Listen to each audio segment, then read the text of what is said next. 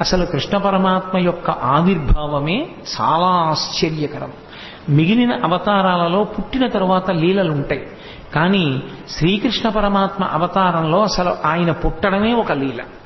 లీల అన్న మాటని కొంచెం జాగ్రత్తగా అర్థం చేసుకోవాలి. లీల అంటే కర్మ చేయడం వల్ల వచ్చినటువంటి ఫలితాన్ని అనుభవించడం కోసం వచ్చినటువంటి ఒక సంఘటన కాదు. పరమేశ్వరుడు తనంత తాను కల్పించుకుని లోకానికి ఒక పాఠం నేర్పడం కోసమని చేసినటువంటి క్రియ. అంటే మీకు నేను ఒక ఉదాహరణ చెప్పాలి అంటే, నేను ఇవాళ మీ ముందు ఇలా మెళ్ళో పూలదండ వేసుకుని కూర్చోవడానికి శాస్త్రంలో గతంలో నేను చేసిన కర్మ ఏదో ఫలితంగా ఉంటుంది. కాబట్టి నాకు ఇవాళ ఈ విషయం మీద ప్రసంగించడానికి పరమేశ్వరుడు ఒక అధికారం ఇస్తాడు.